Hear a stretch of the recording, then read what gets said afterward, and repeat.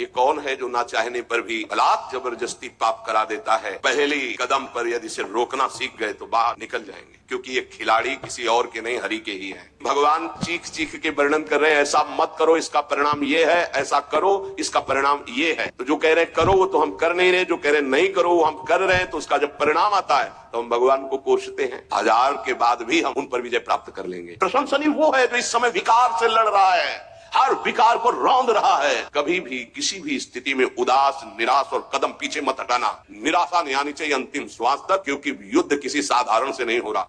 ये रजोगुण से प्रकट होता है, राग से, और ये महापापी है, अर्थात महापाप कराने वाला है। महाशनो, ये कभी तृप्त नहीं होने वाला, चाहे जितना भोग लो।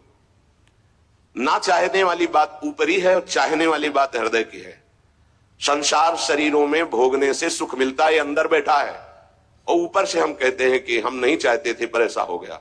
नहीं, अगर ये बात अंदर बैठ जाए कि हमें नहीं चाहिए ये झूठे सुख, तो फिर कोई परास्त नहीं कर सकता। तो बोलिए जानकारी होने पर भी प्रयोग क्यों नहीं हो पाता? वस्तु, व्यक्ति, क्रिया, स्थान, इससे जो हम सुख चाहते हैं उसे काम कहते हैं। किसी शरीर से, किसी वस्तु से, किसी पद से। इस काम में शब्द तो एक है पर इसके दोष अनंत हैं। शब्द है काम, और अनंत पापाचरण कराने की इसमें सामर्थ्य है। काम में, इसमें अनंत विकार भरे हुए हैं।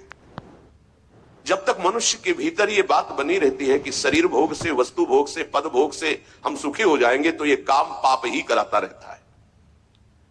निर्दोष, निर्विकार, निष्पाप होने के लिए इस काम का मर्दन करना आवश्यक है। सहने से ये नष्ट हो जाते हैं। शास्त्र निषिद्ध कर्म ये काम ही कराता, प्रारब्ध नहीं कराता। प्रारब्ध से शास्त्र निषिद्ध कर्म जो किए उनका फल आता है सुख दुख। अगर शास्त्र प्रतिपादित है तो सुख आएगा, शास्त्र विरुद्ध है तो दुख आएगा। लेकिन ये जो हमसे पाप करा रहा है, कोई प्रारब्ध नहीं करा रहा, कोई काल नहीं करा रहा, कोई ईश्वर नहीं करा रहा। काले कर्म ईश्वर मिथ्या दोष लगाए, ये हमारी चाहत करा रही, अंदर बैठी है। शरीर के भोगों से सुख मिलता है, ये अंदर घुस के बैठ गया है, और यही हमसे पाप करा रहा है। तो जब जानकारी हो गई तो फिर पाप क्यों हो रहे हैं? जब जानकारी हो गई कि ये काम पाप करा रहा है, तो हम इस जानकारी का प्रयोग क्यों नहीं कर पा रहे? तो बोले धूमे नाव्रियते वह्निर यथा दर्शो मलेन च यथोल्बे नाव्रतो गर्भस तथा तेने दमाव्रतम।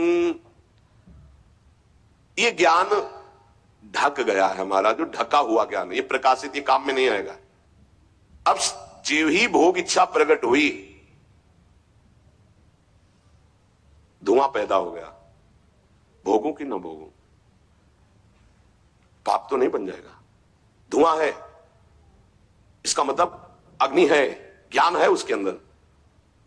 अब अगर उस समय उसको सत्संग मिल जाए, कोई संत की बात चलने लगे, उसका चिंतन वो रोक पावे, तो मानो फूंक मारना है। जैसे धुआं उठ रहा है, 1 2 3 फूंक मारो, आग लग गई, प्रज्वलित हो गया, बच गया।